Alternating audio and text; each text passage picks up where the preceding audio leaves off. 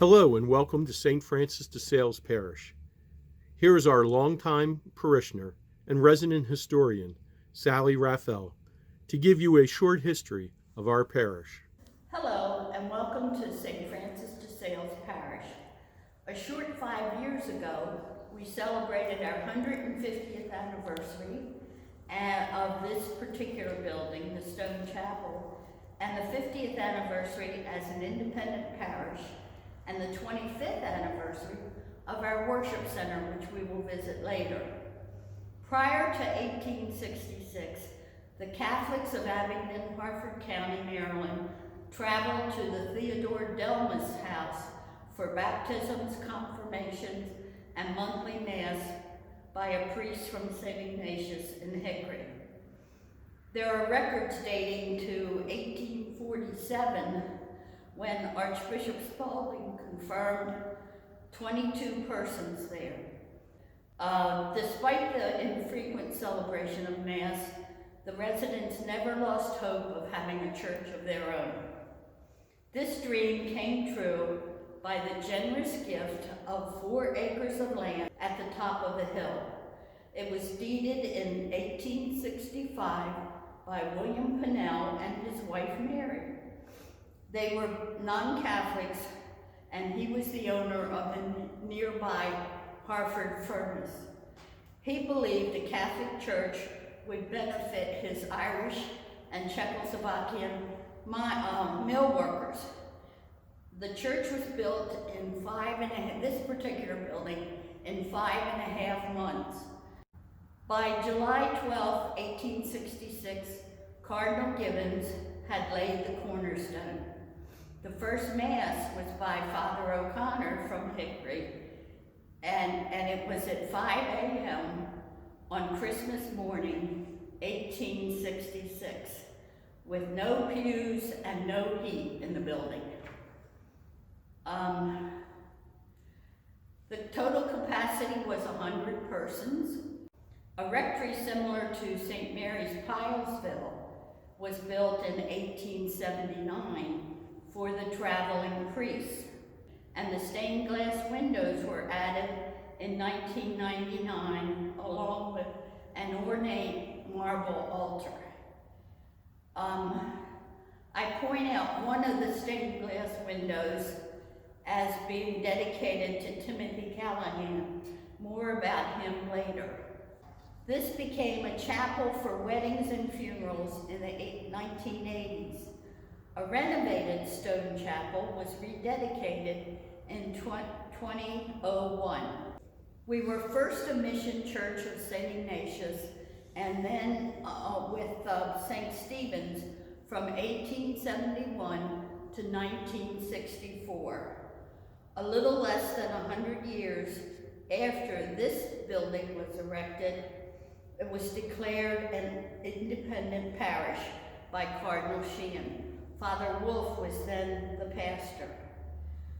We have a picture here done by a local artist that was done in the 1990s when the church was designated a institution, a landmark, historical landmark.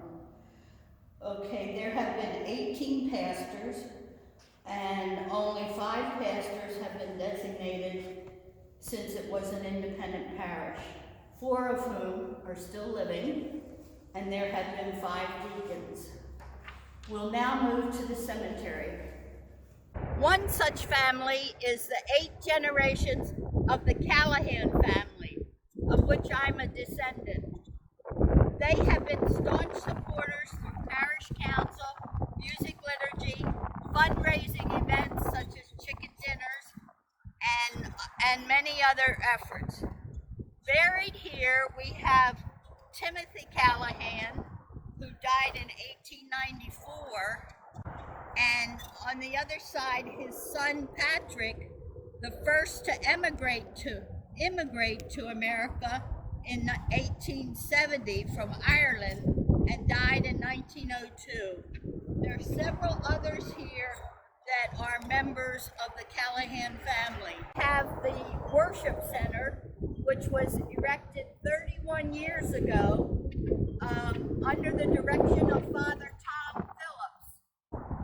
The giving campaign of the 1970s raised half of the funding, and by 1988, St. Francis was serving 900 families.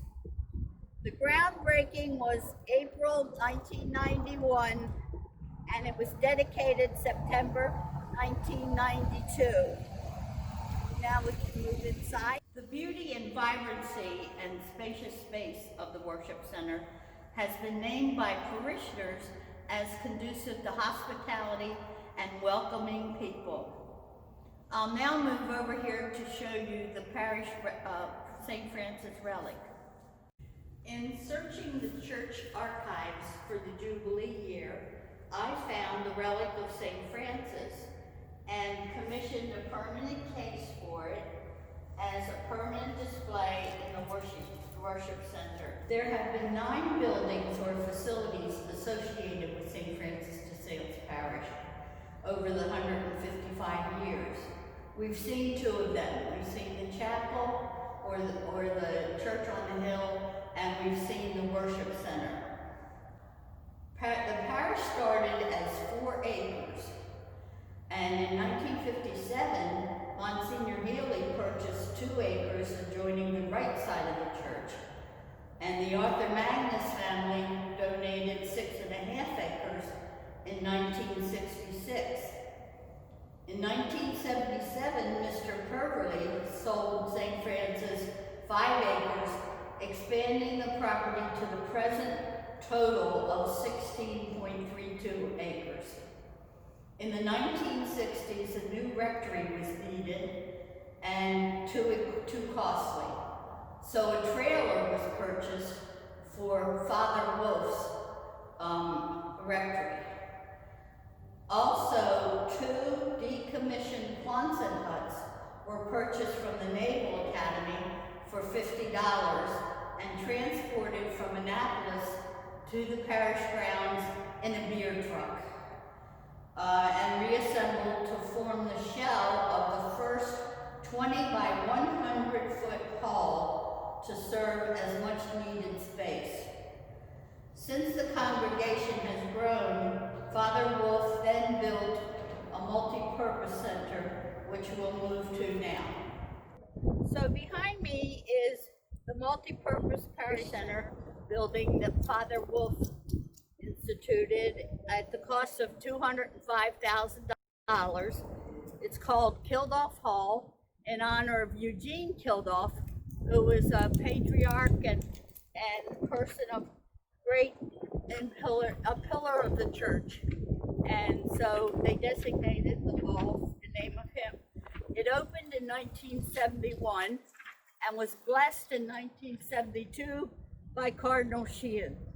It served as a mass site for 500 people, a parish office, meeting and CCD classrooms, and living space for the pastor. Behind me you see the Knights of Columbus Hall, which was constructed from Father Wolf's garage. He had a lovely car at that time, and then it grew into Father Phillips' junk shop or shed. So but now it's turned into meeting rooms and used for multi-purpose. The 1991 to 2016 time capsule was buried at the dedication of the worship center.